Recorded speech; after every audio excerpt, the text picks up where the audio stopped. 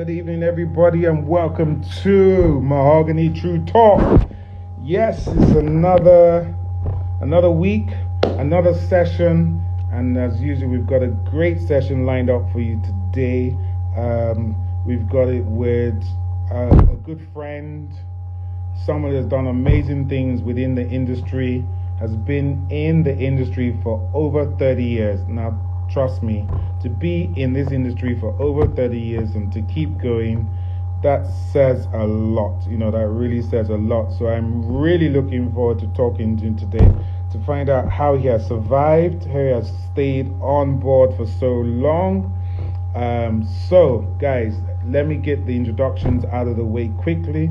I keep having problems seeing things on my screen. I think I need to change my cover, because when the writing is in white, I can't see. Anyway, good evening, everybody. Welcome to Mahogany True Talk. My name's Shola Yabade, aka Mr. Mahogany. And Mahogany True Talk is a chat show where we speak with industry experts in the event industry and getting the true grit, getting everything about them. Okay, we're going to be bringing you on in a minute. Mr. Akin, just give me a second, sir. We'll be with you as I just finished the introductions. So Mahogany Events, Production and Event is an experiential event and production company that handles production and event management for clients. Show focuses on everything event management, hosts, music, and even food. And we'll be bringing you the top guns like we're bringing you today. Akin Odeku, who is in Yoruba we say Egbon in the business, or white people will say he's a veteran within the industry. So he's the daddy of events. So as you can see, he's on board now. He also has other hats. Let me just tell you. Let me open up his whole life for everybody. He's a pastor, as you see him so. And as far as I'm concerned, he's also a comedian, because if you see the jokes he's always cracking, it's unbelievable. So if he ever has problems with doing event rentals, you will see him next to Basket Mouth and AY performing. Akin, how are you, sir? Shola, nice to see you. Good evening. I thank you for the opportunity like this. God bless you, sir. Please, the blessing is all yours. But before I get into the nitty-gritty, yes, let me introduce you to the world so that they know who you are. So Akin Odeku is the CEO and founder of Classicus Rentals, a vibrant and charismatic man. Now that's an understatement. Akin is known for his uncanny ability to make people around him happy and relaxed, which is very true. Akin is not just a savvy businessman, he is also a scholar, as he holds degrees in both political science and law. I don't understand these people. They will get all these degrees and then become event organizers. I'm confused. Anyway, he has worked in accounts in a journalistic field and spent years working as a legal officer at Pacific Merchant Bank. With a pedigree like this, it is not surprising that he has been able to birth and groom a company like Classicus to where it is now, a company known for excellence. Ladies and gentlemen, please welcome Mr. Akin Odeku to Mahogany True Talk. Good evening, everybody. Nice to be with you. Okay. One of the reasons, ladies and gentlemen, why we brought Akin onto this show, we were going to have him anyway, but the timing of bringing him on now was absolutely essential, because this man and his company has been in business. They just celebrated 30 years in business. Now, let me tell you something. That is no small feat, particularly in this Nigeria.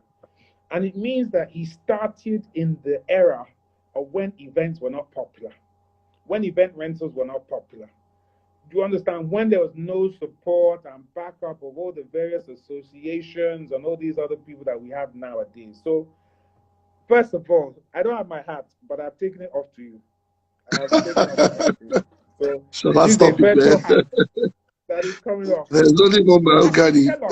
Tell us, 30 years ago, because that's no joke, what inspired you? What made you decide to start Classicus? All right. In 1990, I was working in the Pacific Merchant Bank, then in the legal department. And I had the privilege of traveling to the US with my wife. We were at the BJ stores, a very popular store in the US. And we saw these small canopies called gazebos. They're ESOPs. And we decided that we should buy some. Of course, we had to ship them through U-Haul boxes. And we brought it down to Lagos. And we decided that we're going to start a rental company in which we'll be renting chairs, tables, and canopies. And fortunately for me, by the time I was coming down the plane, I saw this very big truck along the express road. And I called a friend of mine, Benga Fakile in Pinnacle, who decided to give me a loan then. And just one thing led to the other. Chairs, tables, canopies. And that's how Classicus started off in 1990 as a family business. But I was still working in the bank then. Then I now resigned after 1 year in which I had to try what I call troubled waters. And I remember my boss. My boss is the father of Davido, Dr. Dijadeleke, who's the chairman of Pacific Merchant Bank. When I resigned, I said I was to go and face a rental business. I remember he told me, he said, whenever you want to take your job back, I'll give it to you. Because nobody would have thought that. He didn't believe you are going to succeed. Honestly, he just felt that, why would you leave a bank in 1990 when everybody was in the financial world and then say you're going to start renting chairs and tables? Because he really liked me. So he said, look, when you are ready to take your job back, we'll give you. But of course, now when we meet, he says, how are you doing? And I thank God we are going from strength to strength. So really, when we look at your story, you actually fell into it by luck. It wasn't a planned, conscious decision. Well, not really. I would say luck. I don't want to use the word luck. I would use the word a blessing. Mind my language. You know, inspirations come from God. Mm-hmm. Particularly, many people go, let's say somebody starts business center. Everybody joins business center. Somebody starts going to Dubai to buy clothes. People start going to Dubai to buy clothes. But there's always a leading in a man. And then we decided that we're going to carve a niche for ourselves, that there must be a class. So it's something that after we got the gazebos, then we started buying chairs, we started buying tables. And I just had to sum up the courage that leave this bank work and face this thing. So I can say that it's this leading of the Almighty God. Well, I wasn't a pastor then, mind you. Okay.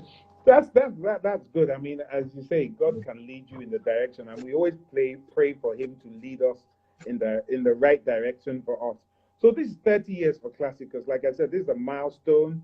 You're one among very few people. I mean, I think I was 1994, so I'm like 4 years officially. Even though I've been in this business since like 19. You have 4 more years to catch up with Classicus. I have 4 more years to catch up with officially. Come on,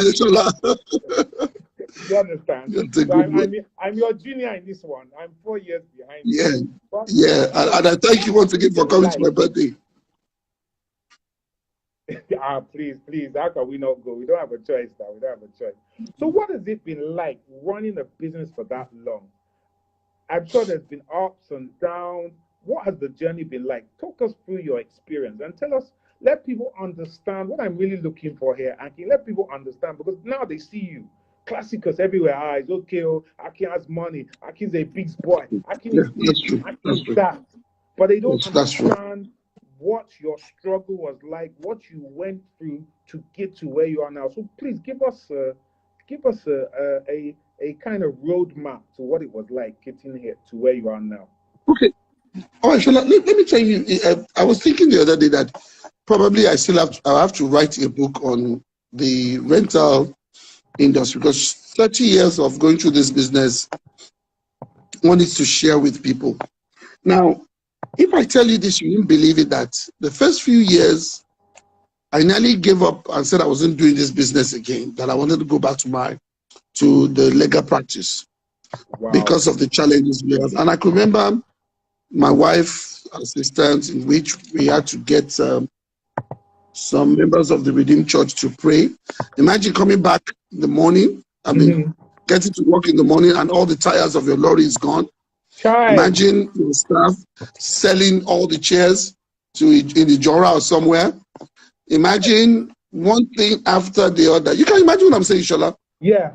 And then you find out that the challenges of the society, government policies, importation, dollars going up and down. And particularly for Classicus, we decided that we want to be a rental company that will just, what will I put it, serve quality products. And we find that we have to get those products from abroad. Now, when you look at it, it is deemed that the first few years in the world that any business, most 90% of businesses in the first 2-3 years collapse. Correct. Then the remaining 10% in the next 5 years they collapse. Yeah. But guess what? The Almighty God has been with us, and the determination as a family business to keep on going on. I'll tell you this: the challenges of the government policies, custom officers, custom duties, and all that, workers, our friends in VIO, LASMA, what do you call it, road safety, our brothers in the area boys. I can remember Julius Berger constructed a road, which is the linking the one in Lukweji to Oshodi. And we set up a tent in maybe in the early 90s. And they used this very strong demarcation, those, what do they call it? Those cement demarcations, in which they demarcate the road. And in the morning, by the time we came, the area boys had carried those things out of the way. So you can see things like that, that are challenges in your business. And then, of course, you now talk about workers trying to hold you to ransom, workers that have been with you for 10, 15, 20 years. Now, one of the things I'll tell you is that we virtually have gone from one challenge to another. And like I said, we at times want to close it down. But you need to learn one thing about business. If you concentrate on your business, people will know that that's what you are doing. You can be a trader today and be a rice seller tomorrow, and then people are going to Kutonu. I tell my workers in the morning when we're praying or thereabout, I say, it's 10 o'clock, look up. And when they look up, they'll see Virgin Atlantic going to London. I said, the white man is not better than the black man. The only problem we have is that the black man is indisciplined. That plane will leave at 10 a.m. and fly from Ikeja through Surulere and is London bound. You find out we've had the Shashagis, we have had the Albakas, we have many companies. They've collapsed through mismanagement and all that. So I tell my workers that, look at it. If I'm asking you to get a soft drink, which one would you go for first? They said Coke. I said, that's what it should be. In this country, when you're mentioning 10 rental organizations, one of them, at least you must mention Classicus. So let's look at it from this. When you're about to give up, particularly when it comes to your business, you need to be focused. You need to know how you handle your clients. You know how to balance your workers. I mean, someone was asking me a few days ago that, how do you do it? You're a pastor, you head Classicus, and you're a husband, and you're a father. I said, I don't know it. But one way or the other, God has been able to help me. So as these challenges come, you make up your mind whether you want to face it. I saw an article the other day. They said, problem not a finish for this world, though. So it means that challenges will always come, but God will always be with you. Now, whatever you're doing, integrity is another thing that most people will miss out. If we say we are giving you 500 chairs, let it be 500 chairs. We've adopted a system that we deliver a day before break down on the. We don't take all jobs. Jobs that we cannot do, we don't take.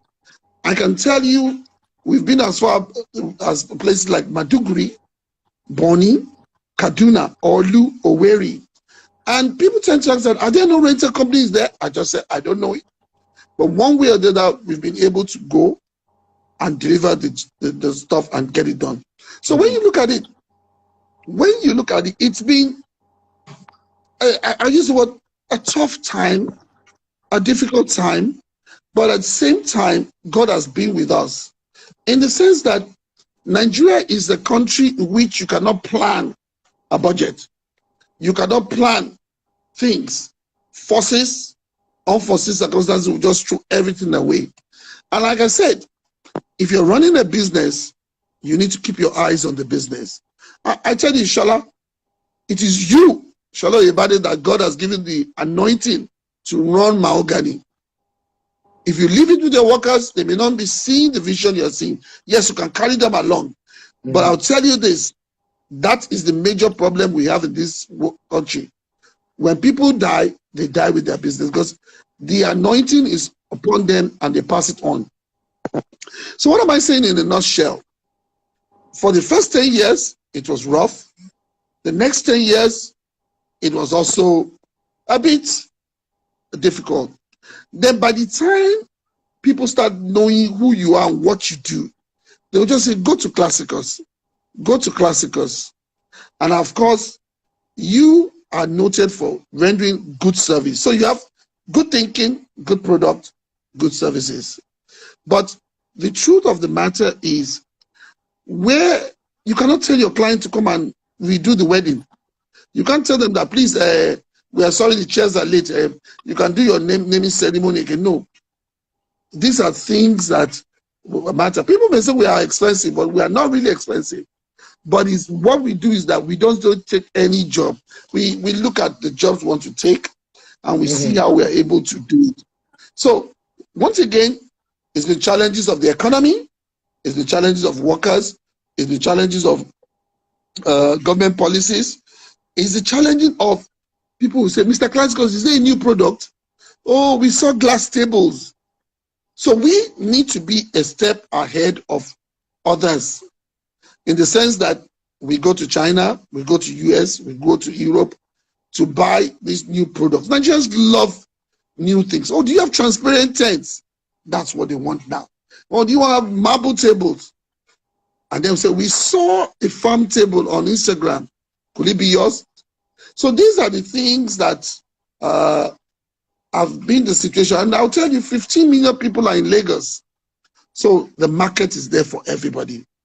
But if we have good government policies, not that you are the one that you produce your own water, your own security, you are the one that everybody is a local government. Yes. You understand what I'm saying? If you come to my office, my roads are so bad, you put on so much money repairing it. So these are things that are killing businesses. And of course, your brothers in the tax office will come after you. You know that. Sure. So just tell anybody that wants to do the rental business, it's very capital intensive. You must be determined. You must determine your market, the people you're dealing with, and then integrity matters. Money is not what matters. Integrity. Akin, let me ask you this question, okay? Because this is something that I have a big debate with, and so far, I've only seen one of my friends do this, and that's Deji Ali that manages ARM, which is you start a company. You have your company running for 20, 30 years. And like you said, there was a key point you said that when the founder passes on, the company dies with that person. So my question to you, because I've started it myself, and I think we discussed it at one of our previous meetings, what are you putting in place to ensure that your legacy of Classicus Rentals does not disappear when you eventually pass on? What's your future plan? How do you make it? You know, I mean, if you look at somebody like Bill Gates now, he's hardly got anything to do with Microsoft. Do you understand? And there's a series of international companies where the founders have moved on. So what's your own version of that? Now you've gone to a very, very dicey area or topic. I'll tell you the truth, Shola, and I'm going to say it as it is. That's right. And I'll mention companies.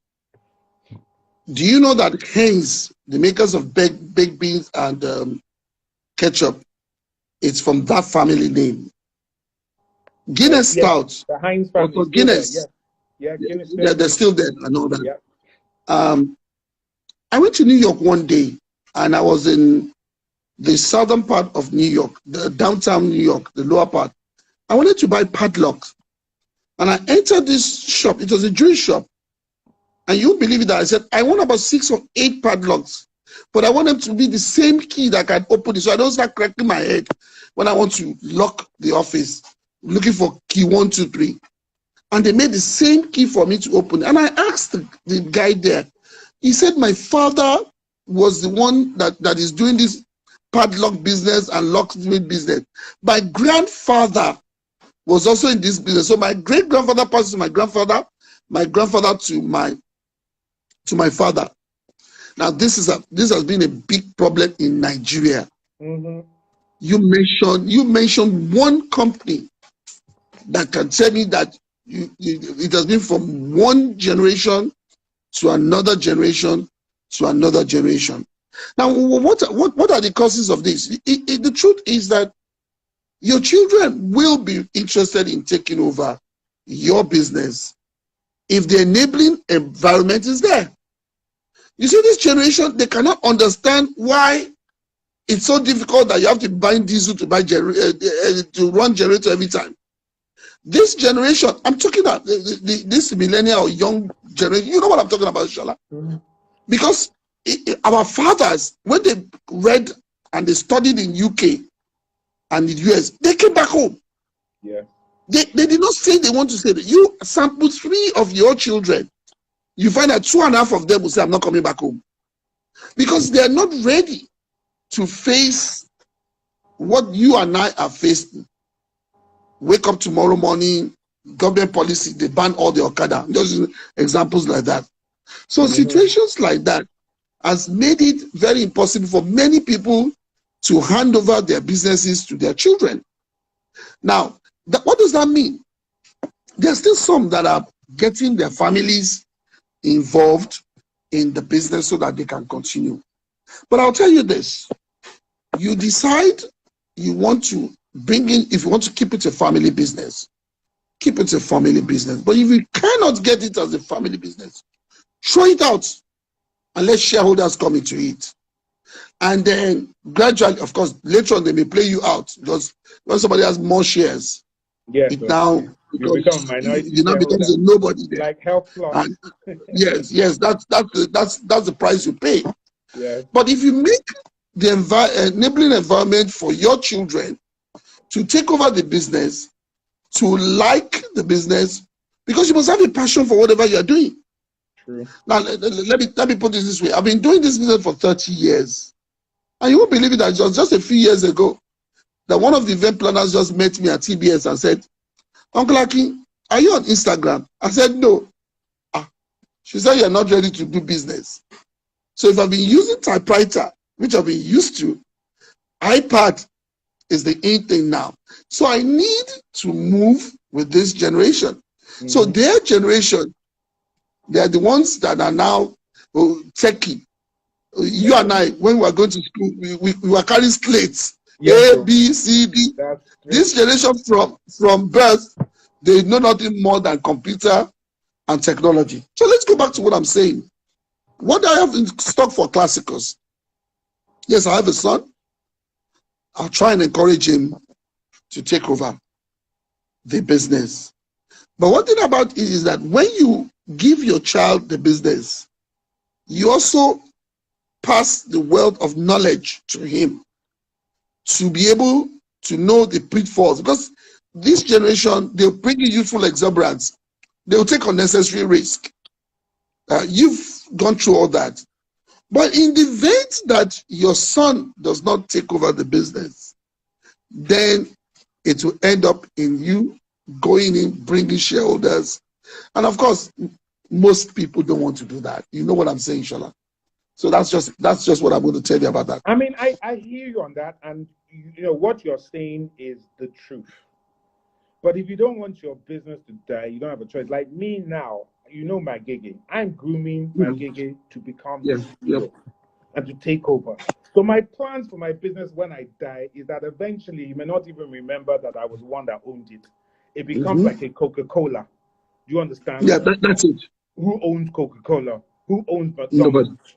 Do you Nobody. Yeah, understand? yeah. It becomes a business like that. And In at actual 100 years Coca-Cola time, bought it off the original family that started it. yes. I mean, what is it? The Turner, or what do you call it? The body of it's not the real family that has it now. Mm-hmm. So things have changed in that respect, and I think a lot of people that are listening to this, particularly if they're around about our age, they need to be thinking about what is their legacy, how are they passing it on, and they have to pass it on in time. Not when they get to 70, 80. That's when they're trying to pass it on. It needs to be this age that we're at, 50, 60. Start bringing them in, even if they're just coming in as vice president. I mean, one of the things that I can say that Glow, chairman, is doing with Glow, he started that. You know, Bella is involved. He's got his children involved in it.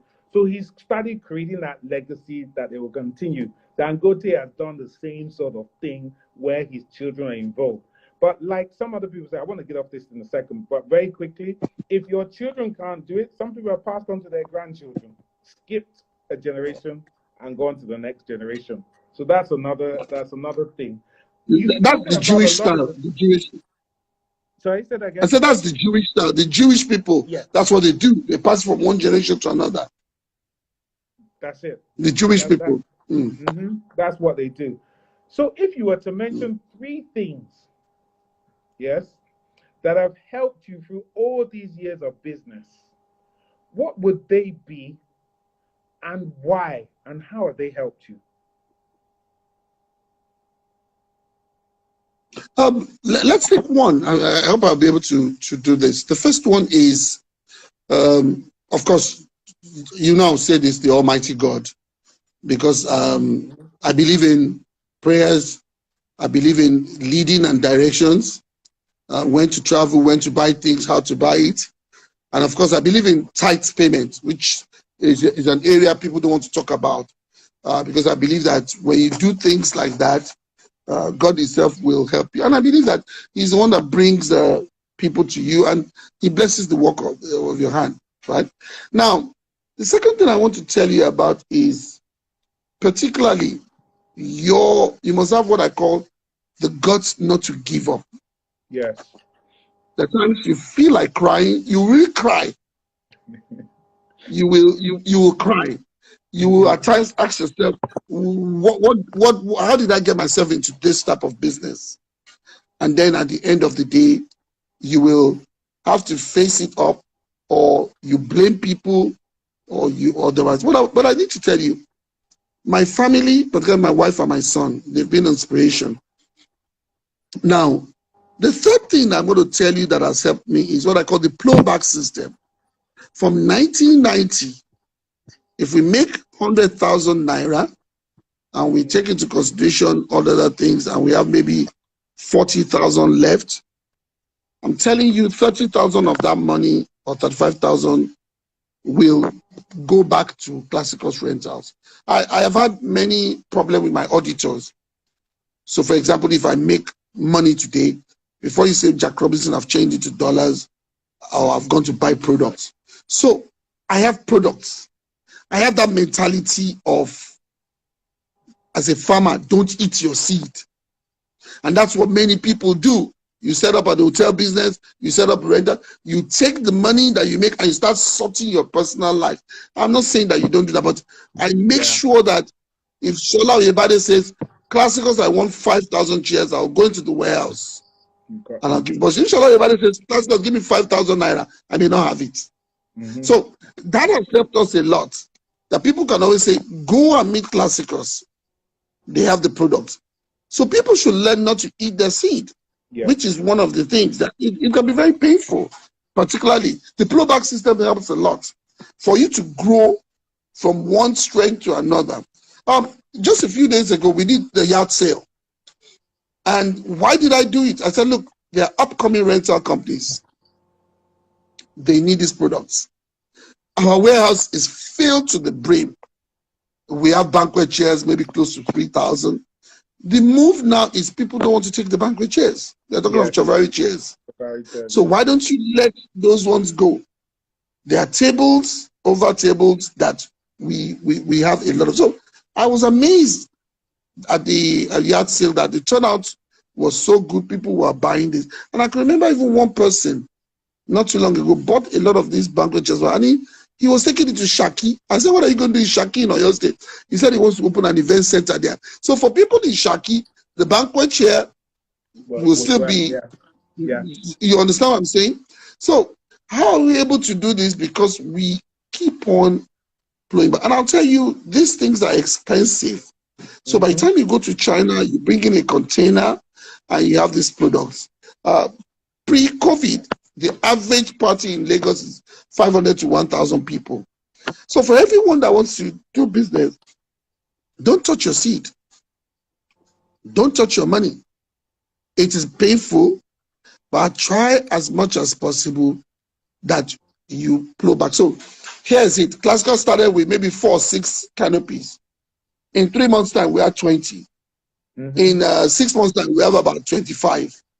From 100 chairs, we go to 500. So you have the investment, you have the capital, you have the resources to attend to people. But it's not for them to now come and say, oh, you still have this old product. Now, I'll tell you this, you won't believe it. The VVIP chairs, which are very expensive, they are new chairs that are in the market. And then we now have what you call marble tables. That is another area. So while people are still doing plastic table, we started with marble tables. And before you realize, everybody will start bringing the marble tables. So you need to know what you're doing. And of course, I'm a member of the American Rental Association. I go for the convention every year in February. I learned so much. I'm a member of ILEA, which you are also. I'm a member of the Rental Association in Nigeria. So that VP, also helps. Vice President. Thank you very much, my brother. So we find ourselves that we learn about warehousing, we teach ourselves about tax. We recently visited the VIO, LASMA, and road safety to be able to help our members.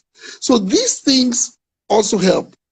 Now, Shola, any business you're doing in Nigeria, if you do not study, if you do not try to improve, you'll be like the frog that fell inside the water, hot water, and stayed there. Or rather, the hot water was coming to the frog. You must improve. And that is what has helped us particularly to grow. So we keep on going for conventions, we go for conferences, we study. And so don't eat your seed. Integrity, render good service, improve. You cannot say you are still using typewriter in 2020. You're a dead man. I mean, this brings, I mean, the way you're leading and you're making my life easy. In fact, half my question, I'm not even bothering to answer them because you're actually answering all of them for me. But let me ask you this. You know, one of the biggest things why businesses fail, 90% of businesses fail, is because they don't handle their money right. They don't handle their finances right. So, I mean, it takes cash flow, particularly your type of business, much more than mine. I don't really need much cash flow because I get paid to do a job and the money is in that particular job. Do you understand? But you that you're continuously with your trucks, your staff, your moving equipment from one place to another, buying new equipment, cash flow is important. So how have you been able, or what are the sort of tips that you can give to people? Because there's a lot of events people on this today that are listening. How you handle your finances over these last 30 years, what are the tricks that you have used? I know you talked about seed money. I know you talked about playing back. But those are the elementaries. What are the other nitty-gritty? Because you said your auditors were not happy with you. So that means there are some other things that are going on which people are either agreeing with you or disagree with you about when it comes to finances. Okay, I'll tell you the truth, Shola. We've not been very good or perfect in our accounting and all that. I can remember the petty cash and some of the accounts documents of about 15 years ago. I just threw them away. You see, 30 years, you find yourself that you have employed accountants that have either messed up the accounts or either stolen your money, either make it not possible. But I'll tell you the truth. We have an account person, then we have auditors that come in once a week to look at the records. Keeping records, financial records, is a very difficult thing. But as much as possible, because it is a business that requires you buying diesel, buying a tire, buying that. Because you see, if you decide that you want to totally keep to the books and trust the drivers, it's after they've loaded or they're about to go there, we say, okay, engine oil, we need to get engine oil, and the accounts person is not there. You find yourself putting your hand in your pocket and giving them the accounts people to do it. Now let me advise anyone that is in the business. You are the chief accountant of your business, and I'll tell you the truth, because I wish we had very honest people that will keep your books to the letter. You see, money is a little devil. It's so tempting to many people. I'll tell you this. I had an accountant once, and each time we make sales and he goes to the bank, all he was doing was pulling a teller and stamping it, and he was bringing back the teller. And we did not know that he was not paying it. Look, shall I, if I'm going to tell you, I said I should write a book. I'm telling you the truth. And you will find out that he virtually is not going anywhere, because he's the one that's going to feel it in the office until and this is where the thing is so bad about it. When you now say he's a Christian, you feel like crying. So by the time you now know about that, or you want to talk about an accounts person that the client should pay 200,000, you say pay 100 to Classicus and pay the other 100 into this account. Now all these things, they have, look, what are you telling me? We should not go into this story, but I'm just going to tell you one thing. Anybody listening, be the chief accountant of your company. So the basic things are just the debit and the credit, the what do you call it? They putting the records there because of the tax people. When they come, you need to pay the VAT. You need to pay your, what do you call it, business premises, etc. You need to pay, there are a lot of payments, mobile adverts, blah, blah, blah, blah. But you see, in our case, because we are virtually a company or a business that you need to continue to spend money. Like I was telling the person in admin, I said, you are the highest spender here. Admin is like a department that they just swallow money every day. By the time you get to the office, they're like, buy raincoat, buy that one, buy pumping machine. I nearly went bonkers 4 days ago. They couldn't see the drilling machine, and we wanted to put up a tent. And I said, heaven is going to fall today if I don't see that drilling machine. Because I was the one that bought it in Dubai and brought it down. So you will make the noise, but like I said, you keep an eye on your accounts. You will lose some money. You will lose some money. But you need to know one thing. Like I told you, that blowback system will help you. Then you must be able to let go of some things in this country. A gate man, because of 500 naira, can mess up your whole party or the event. But one thing is important for everyone is that try as much as possible to do your sales, your daily sales, you pay into the account.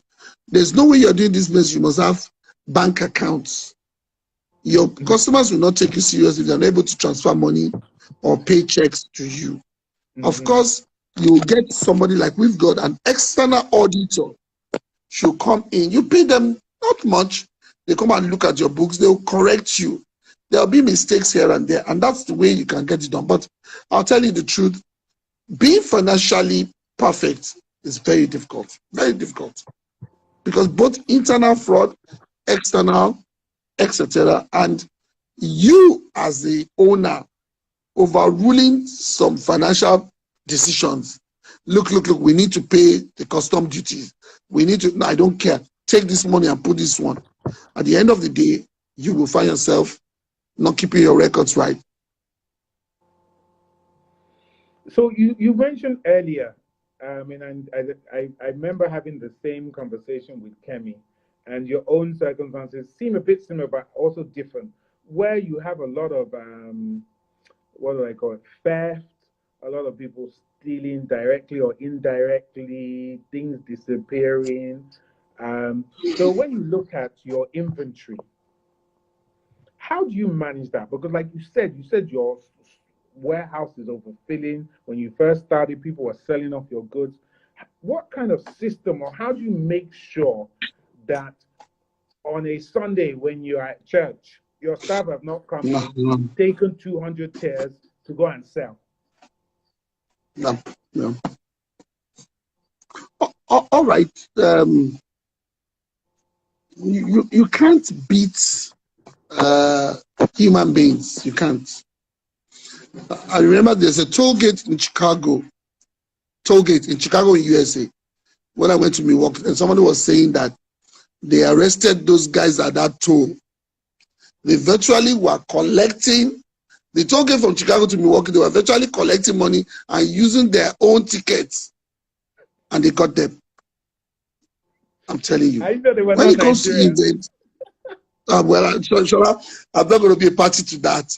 I'm just trying to tell you that it happens throughout the whole world. Yeah, yeah. When it comes to inventory, your computer, your record tells you that you have 200 chairs, but physically there are 180 there. How does it happen? Through deliberate acts of taking it and either going to sell it or use it in their house. I remember I went to visit one of my staff. He didn't know I was coming. As I entered his room, I found some of our stuff there. What will I do? I won't kill him. It's such a funny thing, my brother. So deliberately, inventories may be lost. Mm-hmm. Or they go to venue. In the process of clearing, they may decide that, oh, this thing is complete. Counting may be a problem. And there are 2 or 3 more products at the venue, and they're in a hurry to go home. And they'll keep quiet. Now, when the auditors now come in maybe 3 months' time or 6 months' time to come and take the inventory, they will say, how come 200 chairs is now 180? Or maybe along the line, I'm just driving along, and then someone will just come, Mr. Classicus, the party they did my house in the Keja, there's still 1 more tent standing. I said, tent? As big as that? And then, or maybe there's 1 chair. Then I'll now drive down to Keja and pick out 1 chair and put it in my car and get back to the office. And they'll tell me that it is Lawrence, it is this one, it's that one. Now that's the price you pay for being big. You will lose some things. But like I said, you put an eye on it. And in the process, you'll be able to know what was on Sunday. There's nothing you can do about it. I'll give you a style. You are having a birthday for your daughter, and the next thing is that you tell them that you want a few more chairs, and they now go back and pick some. And it's always a connivance between the security, the driver, and the people that will set up. But in the process, you will find out that your products, because they are not like the supermarket products that you come in and say, oh, how many toothpaste have you sold? 5. There should be 5 left. So you will come back and you see your products there. So the inventory matters a lot. You have your stock, and in the process, you will see them.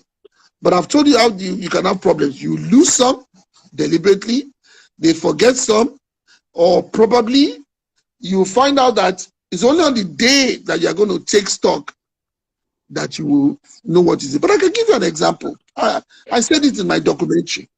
I got a job in Agbaroto in Delta State. The MD of Oceanic Bank lost the mother-in-law, and we moved in to that place. I will tell that story in full. Then our father now died, Sido, a few weeks after. And immediately we were in that area.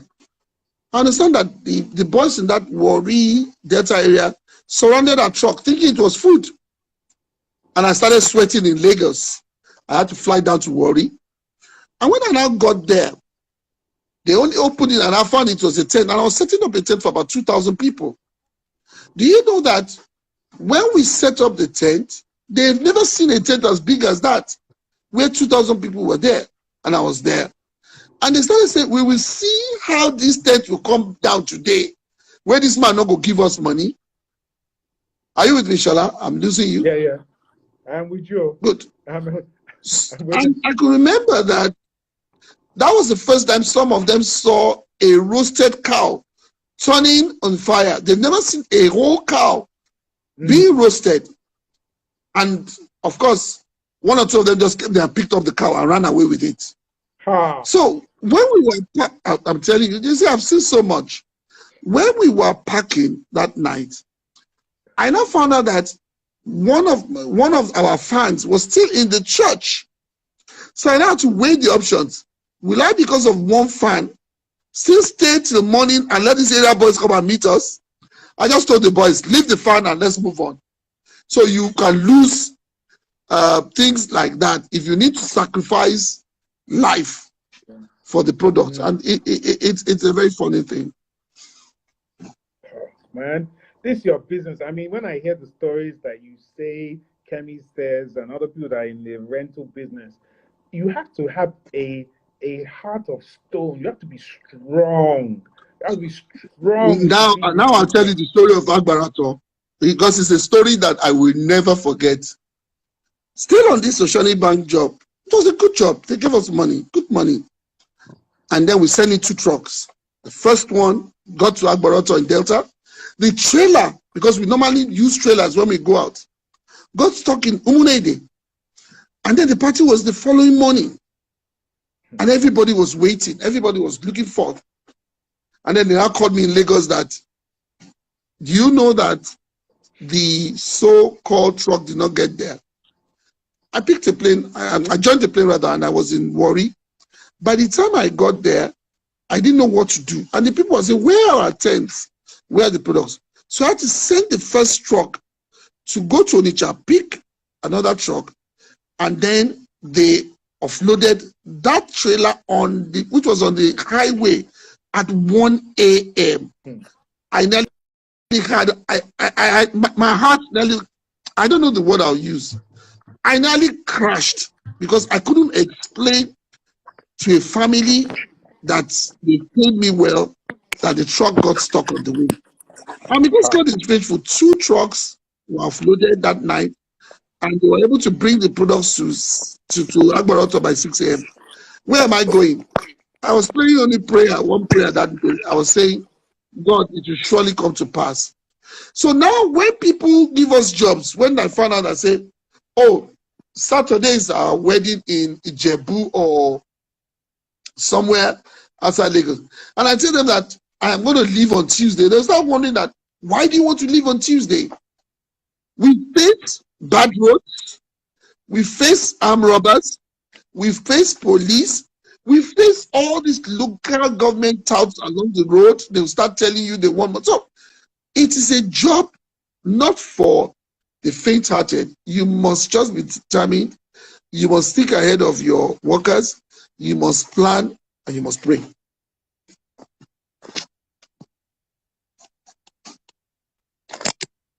I think I've lost Shola. Hello? Mahogany. Shola is lost. Too bad. Shola, let's find you. Hello? Hello, Mahogany. Are you still there? Shola is lost. Yeah, the line is getting a bit bad. We're close to finish. We're close to finishing anyway. So I want to thank you for coming on board. Yes, it's been fantastic. But what I want you to do now, as I always like to do with all my guests,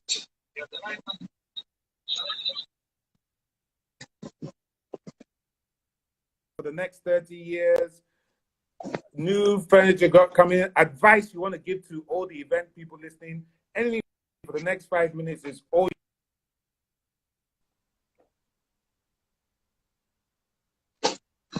right. For everyone that wants to go into the rental business, I want to tell you that renting is a very good business. It is very wide. You can rent flowers, you can rent caterpillars, you can rent equipment, you can rent chairs, you can rent generators. Mention them, you can rent party equipment. The advantage of rental business is that it goes and it comes back. It goes and it comes back. A tent marquee, the lifespan is 10 years if you handle it very well. So that means that after a few years, you can start making what I call your profit, a profit. Then you must know that it's very capital intensive because we do not produce most of the things. Our generator we buy from abroad, these we buy from abroad. Then our society matters, where you want to set up. If I have a rental business in my village, will I be able to get the clientele? Be focused. Know those that you are targeting. Are you targeting VI, Ikoyi, Lekki people? Or you are targeting Ajegule, Mushi, or Agbara, whatever it is. So know your clientele. Then know what your clients want. What do they want? Do they like or they want good products, clean products, good services, timely services. Then you can now decide on moving your products from one level to another. Again, don't forget the fact that you're doing rental business. I remember my father-in-law, then when we started with my wife, he said, you are a lawyer, your wife is a medical doctor, and you want to go and do this dirty job called renting. No, rental business is no more a dirty job. See what it has become now with event planners and all that. So you need to continue to take your business to the next level. Then the next one is don't give up. If you give up, that is the end. You see, there always be light at the end of the tunnel. Most people give up when they're about to touch whatever they're determined or what is meant for them. You need to know. I can tell you, I have had not less than 8 to 10 rental companies that have approached me that I want to sell my products. I'm not doing this again. If you're a woman, let your husband or your boyfriend assist you. Because dealing with workers, dealing with area boys, and some tough things. Women have to take care of the children, cook, take care of the husband. How many women will be outside at 1 a.m.? You need your husband to assist you. You need your boyfriend. You need a good supervisor, or you employ supervisors. Then if you're in the rental business, adopt the plowback system. It will help you. You will not have money in hand, but you will have products. Then, of course, you need knowledge to be able to know what and what. I know somebody that started rental business and invested so much on chairs. Now, let me tell you this. You do not make money from chairs. You make money from tents. One tent can go for 10,000 naira. One chair goes for 100 naira. So if you take 100 chairs, it's just not up to. So you need to know that. Then I will also advise you, go under what I call tutelage. Learn from the McBees, the KFAs, the Classicus, the tent events, the Royal Oaks, all those that have gone through all this. I was trying to tell somebody the other day I wanted to buy something in China. And I said, look, when you go there the first time, you look at what you are buying. The Chinese are also dubious. I'm sorry to use that word. It's true, yes. After you've given them, they produce it, come back home. When it's ready, go back again and stay there. I stayed there. I see them load the container, close it, and it goes to the Guangzhou port before I start coming back to Nigeria. The next thing the person said, why are you talking like that? It's because you have money and you're doing that. And I laughed. He will order, by the time they ship it to Nigeria, it will be something else. And you can't ship it back. So learn from people that have more or less gone through this route. I am telling you, you will be able to make it. Then, no matter what people are saying, let there be many rental companies in the city. 15 million people is enough market for us. Thank God for COVID.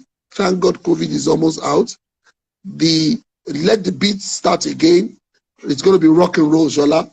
We're going back into the event industry. I'm very optimistic. 50 people is what they've given us. 50 will become 100, 100 will become 200. Our culture is the Owambe culture. We'll continue to do naming ceremonies, housewarming. I remember in those days, somebody bought a radio in Yaba. He called his friends that he should celebrate. So we celebrate over everything. I'm telling you, I'm not joking, Shala. We celebrate. My son just graduated from high school. It's celebration. I got promoted. It's celebration. I bought a new house. Shala just got a new G-Wagon. He'll call Classicus. Bring few chairs. Now. Yes, so, so that is what I'm going to say to anybody that wants to do the rental. And some will say, where do we get the capital? I advise you as much as possible. Do not borrow money from the bank because it's always not easy paying back when the flow is not coming. But if you can get help from friends, associate partners, shareholders, it's all well and good. And if you borrow from the bank, try as much as possible to pay back. But you see, you cannot be doing rentals and be selling bread and then running that one. It will drive you crazy. Remember, Shala, rental business, we are the first at the party and we are the last to leave. When we set up our tent, we do everything. The caterers come, the decorators come, the band comes, and everybody comes to enjoy. And once they finish, you are the last to pack it. So it is it's a work that at times I don't go to bed for days. I'm always at the venue. And you must know one thing: if you're in the rental industry, cross your T's and dot your I's. Don't join them in Komata or let's just manage it like that. No. We should stop that nonsense. Just ensure that you are giving them white chairs, let it be white chairs. If it is 3 canopies, let it be 3 canopies. You cannot tell your clients that, oh, it is Rasaki or Bashiru that didn't take the thing. No. They have paid you for good service. Right. You must render that good service. Profit, money must not be your paramount thing. That's where most rental people go. Money. No. Remember this before you go. A good name is better than money. Thank you, Shala. And that was, I will say, a big amen to everything you said and for the advice that you are giving us. We are looking forward to 30 more years and for you to pass it on to the next generation. Do you understand? Because at some point you need to retire. Akin, thank you for coming on. Thank you for coming on board. Thank you for doing what I wanted, which is true talk, telling people how it is. I mean, sorry to everybody, I couldn't read out your comments because Akin was just giving us so much information. We appreciate all your comments, the feedback you are given. Akin, thank you so much. Take care of yourself. And we'll see you again. God bless you. All right. Thank you. God bless you. Thank you all for coming. God bless you. Guys, what an amazing session. I mean, the one beautiful thing about, as you can see, Akin from Classicus, he said it as it was. That is what we are about on Mahogany True Talk. We say it as it is. If you're in the events business, there was advice that they gave you that crossed over, not just for like Cheryl that's doing flowers, games at events. You were there. There were other event companies. There are things that you can incorporate into your own businesses, even if you don't do rentals. So guys, please take it on board. We're going to post the video as we always do, so you can always go back and watch it and take notes if you need to do it. Tell your friends and others that are in the industry to go and watch it. That is 30 years of experience that was given to all of you guys, completely free of charge. Elsewhere in the world, he would charge you big money to hear that kind of advice. So guys, thank you so much. It's been another great session with Mahogany True Talk. Of course, we're here again on Thursday with Fashion Finance Africa chat room. We've got a fantastic guest coming up. And of course, we're back again next week, Tuesday on Mahogany True Talk with another great guest. Guys, remember, COVID is real. Stay safe. Practice social distancing.